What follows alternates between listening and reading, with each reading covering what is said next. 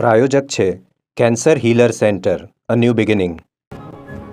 ગુજરાતમાં યુસીસીના અમલીકરણ સામે આમ આદમી પાર્ટીએ વિરોધ કર્યો। ઈસુદાન ગઢવીએ કહ્યું કે ચૂંટણી આવતી હોવાથી સરકારે ગતકડું કર્યું। આ લોકોનું ધ્યાન ભટકાવવા માટેનો ખેલ છે। ગુજરાતમાં યુસીસી આદિવાસી સમાજ અને અન્ય ધર્મના લોકો માટે નુકસાનકારક હોવાનો આપનો આક્ષેપ।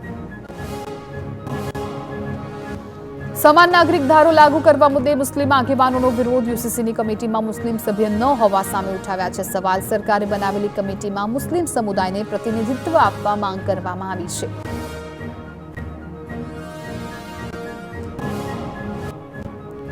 રાજ્ય સરકારે સમાન નાગરિક ધારો લાગુ કરવા માટે 5 સભ્યોની બનાવી છે કમિટી, જેમાં લઘુમતી સમાજમાંથી કોઈ સભ્ય ન હોવાથી વિરોધ ઉઠ્યો।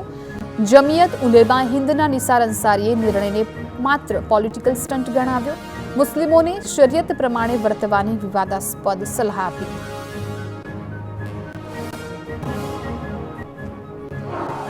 યુસીસી લાગુ કરવા મુદ્દે ધારાસભ્ય ચેતર વસાવે પ્રતિક્રિયા આપી। કહ્યું કે યુસીસી લાગુ થવાથી આદિવાસીઓની સંસ્કૃતિ છીનવાઈ જશે, જળ, જંગલ તથા જમીન પરના અધિકારો નષ્ટ થશે।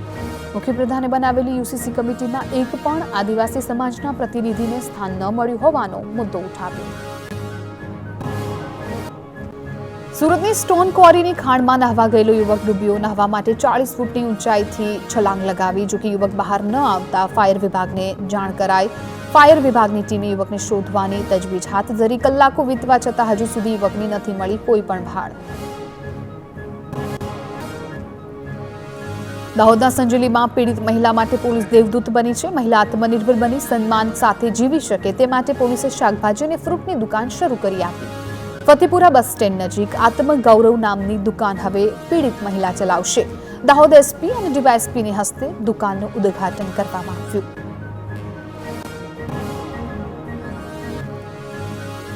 બેટ દ્વારકામાં ડિમોલેશન પર રોક લગાવવાની માંગ કરતી વકફની અરજી હાઈકોર્ટે ફગાવી। મદરેસા અને દરગાહો ધરાશાયી કરવાની પ્રક્રિયા પર રોક મૂકવાની માંગ હતી। બેટ ભાડેલ મુસ્લિમ સમાજ દ્વારા દાખલ કરવામાં આવેલી 3 અરજીઓ પર અદાલતે ફગાવી। કોર્ટના ચુકાદા પર સ્ટે માંગતી અરજી પણ કોર્ટે ફગાવી। હાઈકોર્ટના ચુકાદા બાદ દ્વારકા પોલીસ એક્શન મોડમાં વહીવટી વિભાગે દબાણો હટાવવાની કામગીરી ફરી શરૂ કરી। વકફ બોર્ડે ડિમોલેશન એક પડકારતી અરજી કરી, જેને હાઈકોર્ટે ફગાવી। કૌચર જમીન પર આવેલી મસ્જિદો દૂર કરવામાં આવી।